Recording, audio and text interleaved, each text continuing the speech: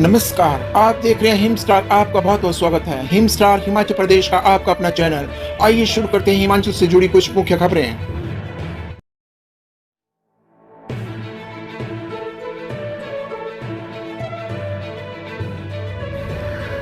CM Sukhu बोले, budget का समुचित प्रावधान करने के बाद ही ओपीएस बहाल की, हमने जो कहा वह कर दिखाया। मुख्यमंत्री सुखविंदर सिंह सुक्खू ने कहा कि प्रदेश सरकार ने बजट का समुचित प्रावधान करने के बाद ही पुरानी पेंशन योजना बहाल की है। सरकार ने ओपीएस बहाली की पहली गारंटी मंत्रिमंडल की पहली बैठक में ही पूरी तरह साबित कर दिया कि हमने जो कहा वह कर दिखाया है। पूर्व भाजपा सरकार अपने वादों पर खरा उतरने में नाकाम रही है। ऊना व नादौर में पत्रकारों से बातचीत में सुक्खू ने कहा कि कांग्रेस प्रतिज्ञा पत्र की अन्य सभी गारंटियों को चरणबद्ध ढंग से पूरी होगी। पूर्व भाजपा सरकार ने वेतन आयोग की सिफारिशों तो लागू कर दी, लेकिन कर्मचारियों व पेंशनरों को इसका देय बकाया भी नहीं दिया। महंगाई भत्ते को भी केवल घोषणा की है और उनके कार्यालय में कर्मचारियों की इसकी अदायगी नहीं हो सकी। इस दौरान उनके साथ उप मुख्यमंत्री मुकेश अग्निहोत्री व शिक्षा मंत्री रोहित ठाकुर मौजूद रहे।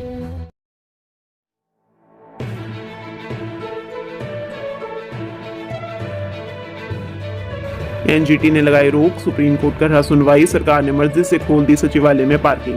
नेशनल ग्रीन ट्रिब्यूनल की रोक के बावजूद राज्य सचिवालय में 8 मंजिला पार्किंग को प्रदेश सरकार के सामान्य प्रशासन विभाग ने शुरू कर दिया है।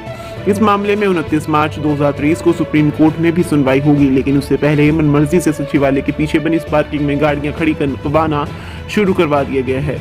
योगेंद्र मोहन सेन गुप्ता की याचिका पर एनजीटी ने 16 नवंबर 2017 को शिमला शहर के कोर और ग्रीन एरिया में भवन निर्माण पर रोक लगा दी थी। शहर और प्लानिंग एरिया में सिर्फ 2.5 मंजिला भवन निर्माण की छूट दी गई थी। सरकार ने एनजीटी के आदेशों को 2 साल बाद 10 जुलाई 2019 को सुप्रीम कोर्ट में चुनौती दी थी। हालांकि अभी तक सुप्रीम कोर्ट ने एनजीटी के आदेशों पर रोक नहीं लगाई है।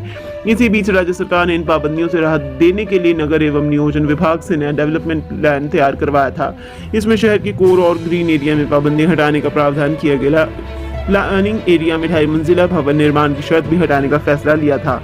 इस प्रस्ताव को कैबिनेट ने भी मंजूरी दे दी थी। विधि विभाग अधिसूचना जारी करने वाला था कि इससे पहले एनजीटी ने इस प्लान पर रोक लगा दी।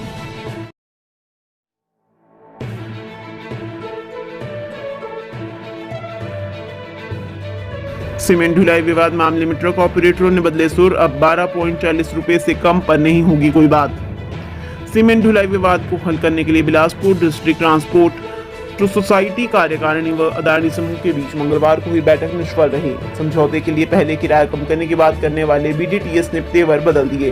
करीब 2 घंटे वार्ता के बाद अदानी समूह ने ऑपरेटरों की सभी मांगों को खारिज कर दिया। बीडीटीएस ने 2 टूक कहा कि अब 10 रुपए 20 पैसे पर वार्ता नहीं होगी, बल्कि बीडीटीएस मौजूदा किराया दर 11 रुपए 41 पैसे में 3.97% सालाना वृद्धि जोड़कर 12.40 रुपए प्रति किलोमीटर किराया लेगी। बरमाणा में हुई बैठक में अदानी समूह की तरफ से north zone cluster head Nilesh Shrivastava व ईसीसी बरमाणा के प्लांट हेड अमिताभ व बीडीटीएस के सभी 21 सदस्यों ने भाग लिया। बैठक में बीडीटीएस ने पंजाब के डंप दोबारा शुरू करने एग्रीमेंट के तहत 13,000 टन सीमेंट व 2,000 टन क्लिंकर की मांग देने और प्रदेश सरकार को दी किराया दर जारी करने की मांग की है।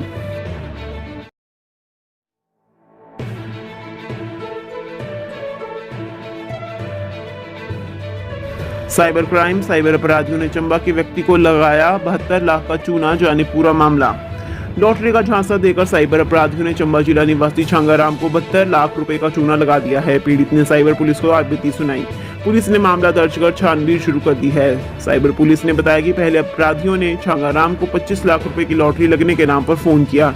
इसके बाद पीड़ित को मोबाइल पर मैसेज भेजे। लॉटरी के नाम पर पीड़ित को बार बार फोन करते रहे। कहा गया कि पहले कुछ पैसे जमा करवाने होंगे, उसके बाद लॉटरी की पूरी रकम खाते में डाल दी जाएगी।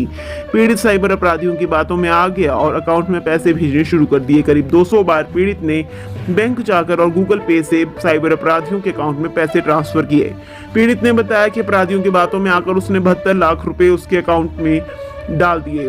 उसने अपने जीवन की सारी जमा पूंजी और रिश्तेदारों से पैसे उधार लेकर शातिर के अकाउंट में डाल दिए।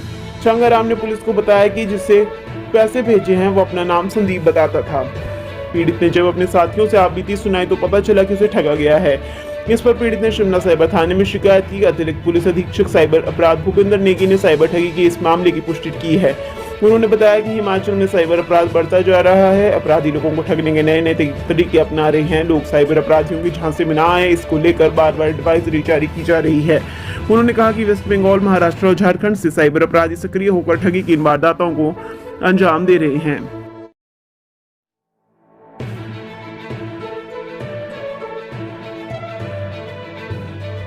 बोर्ड परीक्षाओं में कम परिणाम देने वाले शिक्षकों की तय होगी जवाबदेही, मंत्री ने दिया फैसला। हिमाचल प्रदेश स्कूल शिक्षा बोर्ड की वार्षिक परीक्षाओं में कम परिणाम देने वाले शिक्षकों की जवाबदेही तय होगी। 10वीं और 12वीं कक्षा की परीक्षाएं शुरू होने से पहले ही शिक्षा मंत्री रोहित ठाकुर ने फैसला लिया है। परिणाम बेहतर लाने के लिए उच्च शिक्षा निदेशालय को भी निर्देश जारी कर दिए गए हैं। प्रदेश में बीते कुछ साल से बोर्ड परीक्षाओं का परिणाम लगातार कम हो रहा है। कोरोना संकट के दौरान परीक्षा नहीं होने पर विद्यार्थियों को अगली कक्षाओं में प्रमोट किया गया। इस कारण बीते वर्ष बोर्ड परीक्षाओं का परिणाम अपेक्षाकृत कम रहा। अब इस वर्ष परीक्षाएं शुरू होने से पहले ही शिक्षा निदेशालय को शिक्षकों की जवाबदेही तय करने को कहा दिया है। विभागीय अधिकारियों ने बताया कि कम परीक्षा परिणाम देने वाले शिक्षकों से सख्ती से निपटा जाएगा। हालांकि अभी किसी कार्रवाई के प्रति चेताया नहीं गया है, लेकिन परीक्षा परिणामों में सुधार नहीं आया तो शिक्षकों की वार्षिक इंक्रीमेंट रोकने जैसे सख्त फैसले हो सकते हैं।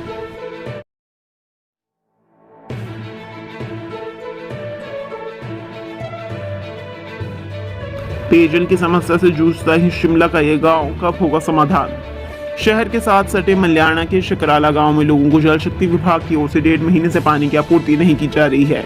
पानी की आपूर्ति नगर निगम कुछ घरों में कर रहा है। यह आपूर्ति महज 2 घंटे के लिए दी जाती है।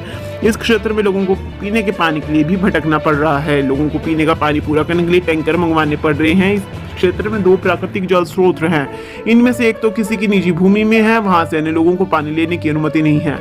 दूसरा पेयजल स्रोत दूषित हो गया है, इससे पानी पीने के लायक नहीं है। ऐसे में लोगों के पास पानी टैंकर के माध्यम से खरीद कर गुजारा करने के अलावा कोई उपाय नहीं है। स्थानीय निवासी रेणु और मीनाक्षी ने बताया कि उनके क्षेत्र में पानी की आपूर्ति 1.5 महीने से असामान्य तौर पर हो रही है। इनकी पेयजल आपूर्ति में सीवरेज का पानी घुल गया था। इससे बीमारी फैलने की आशंका थी। बीमारी की आशंका को देखते हुए आपूर्ति को बंद कर दिया है। हालांकि इस क्षेत्र में पानी की आपूर्ति नगर निगम कुछ घरों में तो दे रहा है, लेकिन अन्य को भटकना पड़ रहा है। स्थानीय लोगों ने यह मामला कई बार प्रशासन से लेकर जल शक्ति विभाग के अधिकारियों और नगर निगम के अधिकारियों के समक्ष उठाया, लेकिन उन्हें राहत के नाम पर कुछ नहीं मिला। नौकरी पेशे लोगों को भी पानी की व्यवस्था करने के लिए काम छोड़कर पानी आने का इंतजार करना पड़ रहा है।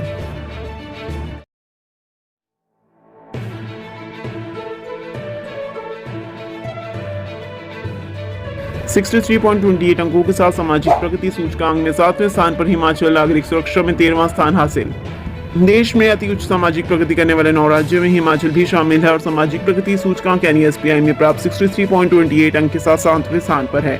पुडुचेरी देश में उच्चतम SPI स्कोर 65.99 के साथ प्रथम है। नागरिक सुरक्षा को लेकर हिमाचल 66.92 अंकों के साथ 13वें स्थान पर, जबकि जम्मू कश्मीर 73.61 अंक के साथ 8वें स्थान पर है। नागरिक सुरक्षा में नागालैंड 88.06 अंक के साथ प्रथम आंका गया है। देश के 36 राज्यों व केंद्र शासित प्रदेशों को लेकर SPI जारी की गई है। इसमें नागरिक सुरक्षा सहित कुल 14 घटकों को आधार बनाया गया है। नागरिक सुरक्षा के आधार पर देखा जाए तो हिमाचल के 12 जिलों में से सोलन 81.4 अंक के साथ सबसे सुरक्षित है। 6 जिलों के अंक 70 से अधिक है।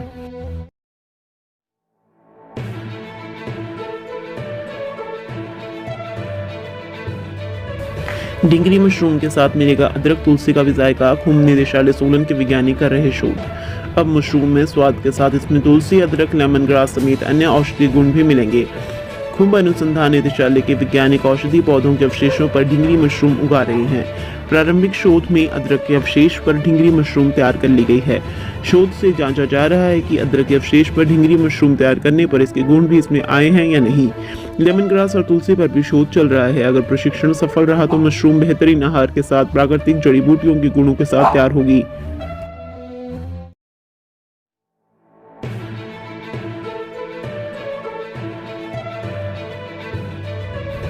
कश्मीर से उत्तराखंड तक बर्फबारी बारिश का अलर्ट। दिल्ली, यूपी व बिहार में कैसा रहेगा मौसम का हाल।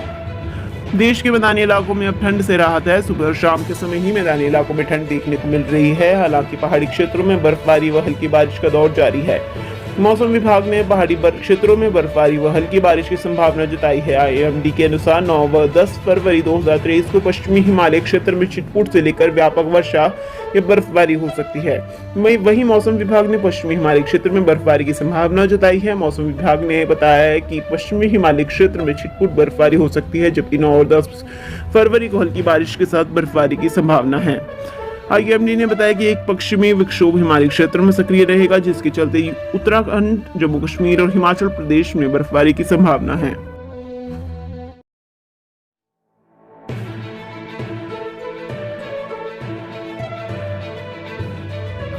लाहौल में तिंदी किलाड़ सड़क पर रोहली के समीप हिमस्खलन, 36 यात्री फंसे। हिमाचल प्रदेश की लाहौल घाटी में तिंदी किलाड़ सड़क पर रोहली के समीप हिमस्खलन हुआ है। इससे 4 गाड़ियों में कुल्लू से पांगी जाने वाले 36 यात्री फंस गए हैं।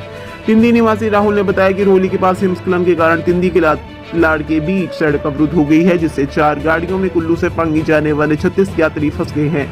राहुल ने बताया कि पुलिस की मदद से सभी को तिंदी में वन विभाग के विश्राम गृह तथा स्थानीय लोगों के घरों में ठहराया गया है। वहीं BRO 94 के अधिकारी कैप्टन अर्जुन मलिक ने बताया कि वाहनों को टायर पर एंटी स्किड चेन लगाकर निकाला जा सकता है। 4x4 वाहनों की भी आवाजाही हो रही है। BRO मार्ग बहाली में जुटा है। जल्द सभी प्रकार के वाहनों की आवाजाही शुरू होगी। हिमाचल की हर खबर पाने के लिए हिम स्टार से जुड़ें